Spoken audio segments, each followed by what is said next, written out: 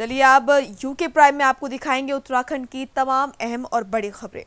आज सुबह 4:30 के ब्रह्म मुहूर्त में विधि विधान से श्री भू बैकुंठ नगरी बद्रीनाथ धाम के कपाट खोल दिए गए। इसी के साथ ही कोरोना संकट के बीच प्रदेश की 4 धाम यात्रा का औपचारिक शुभारंभ हो गया है। पूरे देश में कोरोना संकट के कारण बनी लॉकडाउन की स्थिति के चलते पहली बार इस शुभ अवसर का साक्षी बनने के लिए आज धाम में श्रद्धालुओं का सैलाब नहीं दिखा। और आपको बता दें कि बड़े ही सादगी के साथ सामाजिक दूरी के मानकों का ख्याल रखते हुए धाम के कपाट खोले गए। तो ये तस्वीरें आप देख रहे हैं बद्रीनाथ धाम की, जहां पर आज सुबह 4:30 बजे बद्रीनाथ धाम के कपाट खोल दिए गए और बड़े ही सादगी के साथ ये काम किया गया। मंत्रोच्चारण के साथ कपाट खोले गए क्योंकि लॉकडाउन लगा हुआ है। ऐसे में सोशल डिस्टेंसिंग का पालन हो, इसीलिए कम से कम लोग मंदिर में उपस्थित रहे। आपको बता दें कि मंदिर के पुजारी सहित केवल 27 लोग इस मंदिर में मौजूद रहे जब यहां पर कपाट खोले गए। तस्वीरों में आप देख सकते हैं किस तरह से आज विशेष दिन होने पर मंदिर को सजाया गया फूलों से और यहां पर मुख्य पुजारी रावल जी द्वारा कपाट खोले गए। और आपको बता दें कि बहुत कम लोग यहां उस दौरान उपस्थित थे। फिलहाल इस तरह की तस्वीर ज़्यादातर नहीं नज़र आती है। जब भी बद्रीनाथ धाम के कपाट खुलते हैं तो बड़ी संख्या में यहाँ पर श्रद्धालु नज़र आते हैं और लॉकडाउन होने के चलते माना जा रहा है कि इसीलिए यहाँ पर जो श्रद्धालु हैं वो नहीं आ पाए, अपने इष्ट देव के दर्शन नहीं कर पाए। लेकिन पुजारी ने कहा कि कपाट खोलते ही भगवान बद्रीनाथ से कामना की गई कि पूरे विश्व को इस महामारी से बचाए और सुख शांति की कामना की गई।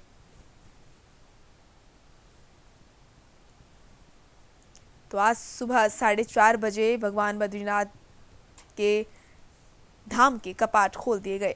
आपको बता दें कि मंत्रोच्चारण के साथ और पूरी विधि विधान के साथ कपाट खोले गए। प्रातः भगवान बद्री विशाल के कपाट ग्रीष्म काल के लिए खुल गए हैं। ये हमारे लिए बहुत ही शुभ अवसर है।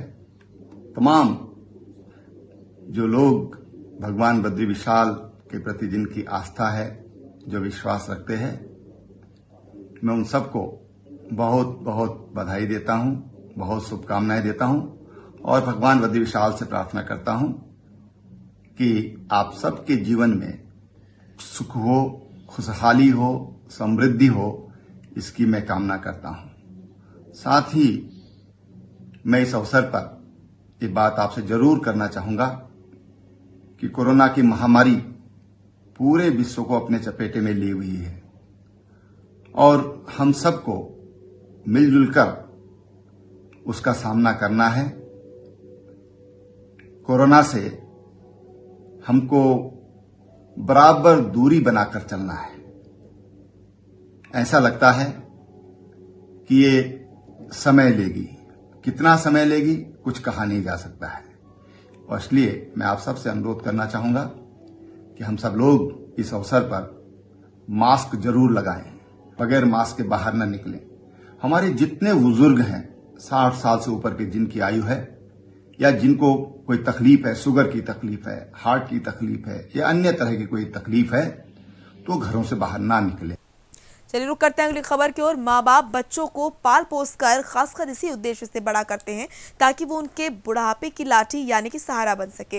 लेकिन रुद्रप्रयाग में एक कलयुगी बेटे ने अपने बूढ़े माँ बाप को मार पीट कर घर से बाहर निकाल दिया और मजबूर होकर बुजुर्ग दंपत्ति मामला उखीमठ के जाल तल्ला गांव का, जहां एक शख्स ने अपनी पत्नी के साथ मिलकर माता पिता को मारपीट कर घर से बाहर निकाल दिया।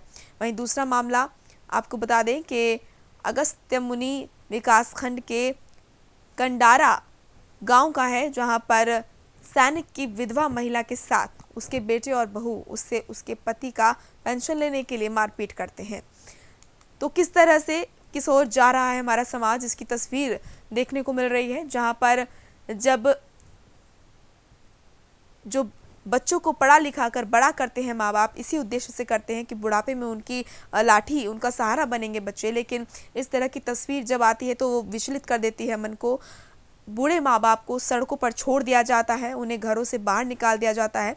रुद्रप्रयाग की तस्वीरें आप देख रहे हैं जहाँ पर बूढ़ी माँ को किस तरह से घर से बाहर निकाल दिया गया, और आप तस्वीरों को देख सकते हैं किस तरह से मन विचलित हो जाता है ऐसी तस्वीरों को देखकर, जब बूढ़े माँ बाप को जो स्वार्थी बच्चे होते हैं वो इस तरह मरने के लिए छोड़ देते हैं। ये तस्वीरें आप देख रहे हैं, बुजुर्ग माँ बाप को पीट पीट कर घर से बाहर निकाल दिया गया, और दूसरी तरफ सेना की विधवा को बेटे बहू ने पेंशन लेने के लिए परेशान किया, उन्हें मारा पीटा और उन्हें घर से बाहर निकाल दिया। ये तस्वीरें आप देख सकते हैं किस तरह से जो महिला है, बूढ़ी महिला है, वो घायल है और हाथ में प्लास्टर लगा हुआ है और सड़क किनारे बैठी है। उनके बच्चों ने उन्हें घर से बाहर निकाल दिया, और ये तस्वीरें दिखाती हैं कि आज समाज किस ओर बढ़ रहा है।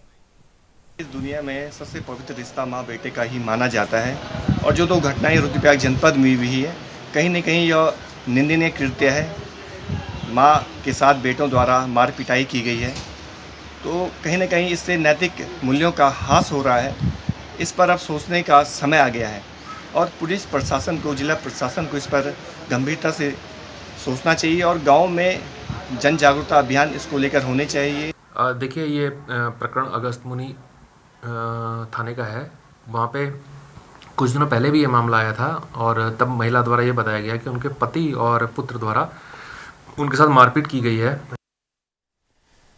तो वहीं उत्तराखंड सरकार द्वारा आदेश दिए जाने के बाद अब प्रशासन ने उन लोगों को भी परमिशन देनी शुरू कर दी है जो बाहर के प्रदेशों में फंसे हुए हैं।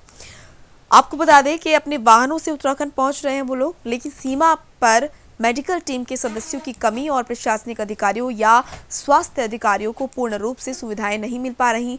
आलम यह है कि सीमा पर प्रवासियों की लंबी लंबी कतारें लगी हुई हैं और पुलिस कर्मी भी तेज धूप से खासे परेशान नजर आए। हालांकि कुछ सामाजिक संस्थाओं ने बॉर्डर पर सैनिटाइजर और पुलिस के लिए टेंट की व्यवस्था जरूर कराई है, पर बॉर्डर पर मौजूद पुलिस कर्मियों और मेडिकल टीम को पीने के पानी के साथ साथ खाने की भी दिक्कतों का सामना करना पड़ रहा है।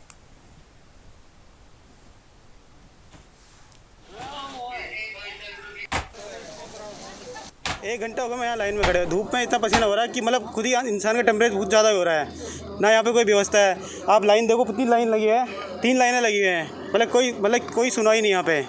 फिर भी कह रहे हैं UP board, Delhi board, Uttarakhand border है। यार किस चीज़ की व्यवस्था है? हमारी सरकार क्या कर रही है? कुछ नहीं कर रही सरकार, कोई परवाह नहीं, पब्लिक मर रही तो मर रही है। ऐसे मतलब करना, ऐसे फैलेगा नहीं करना। देखो कोई सोशल डिस्टेंस नहीं, यहाँ पे कुछ भी नहीं है। कहाँ जाना आपको? कहाँ से? हमें दिल्ली से आए हैं, उत्तराखंड जाना है, चमोली। अपने पास लेकर, शासन से पास लेकर उत्तराखंड में आ रहे हैं, उनकी स्क्रीनिंग की जा रही है, उनका नंबर वगैरह सब नाम नोट पूरा किया जा रहा है। और जो लोग कुछ ऐसे हैं जो अस्थि विसर्जन करने आ रहे हैं, उनका भी यहाँ पे स्क्रीनिंग करके उनका एंट्री की जा रही है, ताकि वो शाम तक वापस आ जाएं अपने समय के अंतर्गत।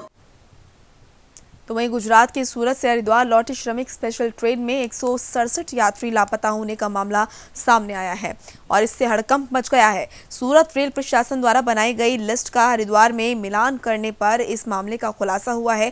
आपको बता दें कि मंगलवार देर रात हरिद्वार लौटे इस ट्रेन में कुल 1400 लोग सवार थे, जो उत्तराखंड के गढ़वाल और कुमाऊं के विभिन्न जिलों के निवासी हैं।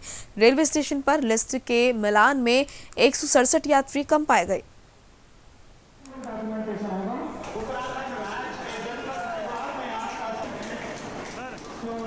तो हरिद्वार में श्रमिक ट्रेन से नदारद मिले 167 यात्री जब ट्रेन से उतरे और चेकिंग हुई तो पाया गया कि 167 यात्री कम है ट्रेन में, जिससे कि प्रशासन में हड़कंप मच गया। आखिर वो तमाम यात्री कहां गए जो ट्रेन में बैठे थे, और जब बाद में जांच हुई तो मालूम चला कि 167 यात्री ट्रेन में से गायब हैं।